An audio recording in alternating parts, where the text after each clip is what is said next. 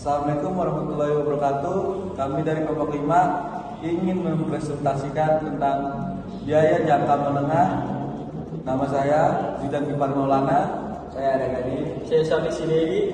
Dan saya Dikirtian yang ke-10. Sumber dana jangka menengah dan jangka panjang. 1. Pengertian dana jangka menengah. Dana yang digunakan oleh perusahaan dapat berasal dari sumber dana jangka pendek. Dana jangka menengah dan dana jangka panjang jika dilihat dari jangka waktu penggunanya. Sumber dana jangka menengah pada umumnya adalah sumber dana atau pendanaan yang mempunyai jangka waktu lebih dari 1 tahun dan kurang dari 10 tahun. Kebutuhan sumber dana jangka menengah ini dirasakan perusahaan karena adanya kebutuhan yang tidak dapat dipenuhi dengan sumber dana jangka pendek di satu pihak dana dan juga sulit dipenuhi dengan sumber dana jangka panjang di lain pihak. Yang kedua, jenis-jenis sumber dana jangka menengah. Jenis sumber dana jangka menengah pada umumnya ada 3 macam, yaitu term loan, equipment loan, dan leasing. Berikut ini penjelasan masing-masing, yaitu 1. Term loan adalah kredit usaha dengan umur lebih dari 1 tahun dan kurang dari 10 tahun. Term loan pada umumnya dibayar kembali dengan angsuran tetap selama periode tertentu. Misalnya setiap bulan, kuartal, atau setiap tahun. Term loan ini biasanya disediakan oleh bank komersial atau bank dagang, perusahaan asuransi, dana pensiun, lembaga pembiayaan pemerintah, dan supplier perlengkapan.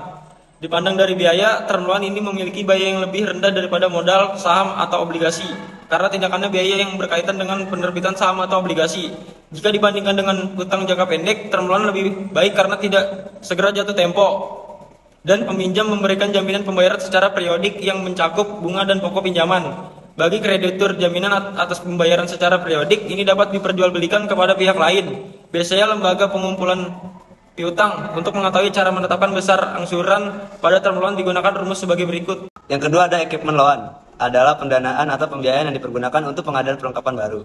Perlengkapan yang biasanya dibiayai dengan equipment loan adalah perlengkapan yang mudah diperjualbelikan.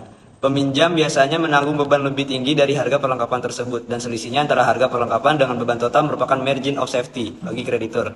Equipment loan ini biasanya diberikan oleh bank komersial, penjual perlengkapan, perusahaan asuransi, dana pensiun, dan lembaga pembiayaan lainnya.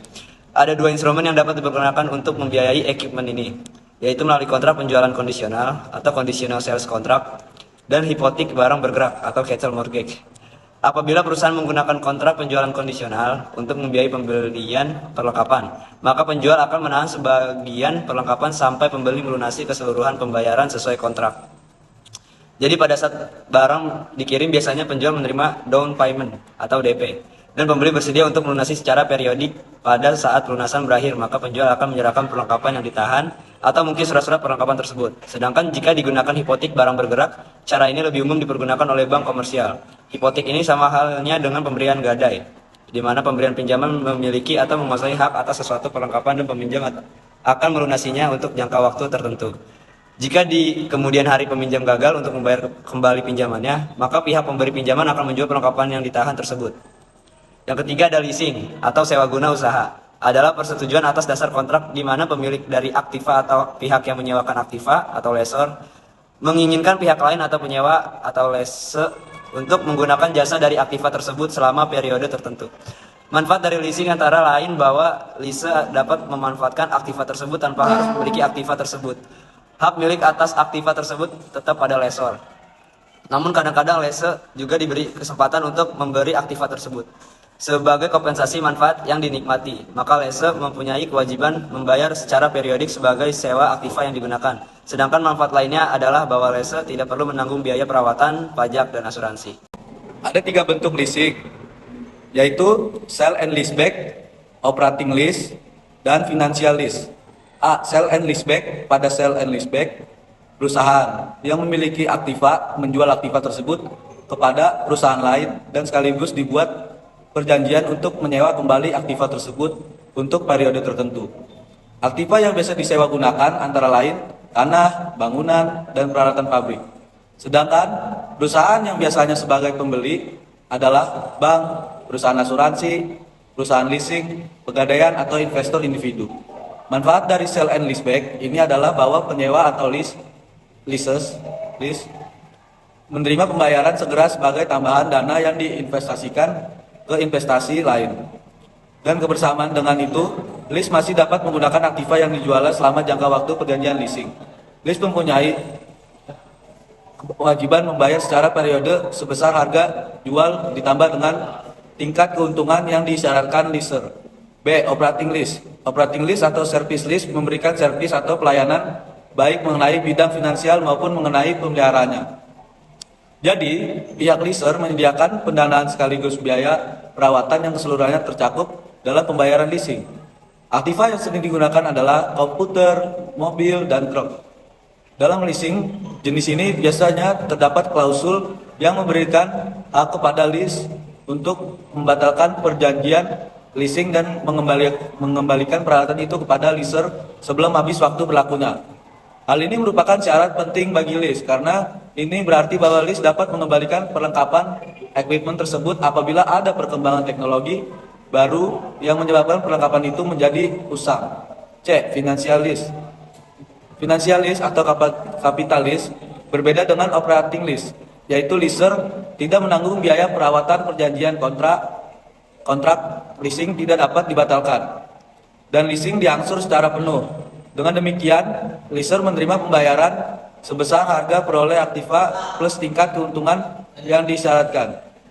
Pada umumnya, lease juga harus membayar pajak dan asuransi aktiva objek leasing tersebut. Perbedaan utama antara financial lease dengan operating lease adalah bahwa perusahaan memperoleh aktiva baru bukan yang selama ini telah dipergunakan. Leaser pada umumnya adalah dari pihak perusahaan, asuransi atau bank komersial, seperti halnya dalam penentuan jumlah pembayaran tahunan dalam term loan. Besar pembayaran sewa setiap tahunnya juga dapat ditentukan dengan menggunakan tabel anuitas dan tabel PV atau present value. C. Biaya efektif term loan. Term loan adalah kredit usaha dengan umur lebih dari 1 tahun dan kurang dari 10 tahun. Term loan pada umumnya dibayar kembali dengan angsuran tetap selama periode tertentu, misalnya setiap bulan, kuartal, atau setiap tahun.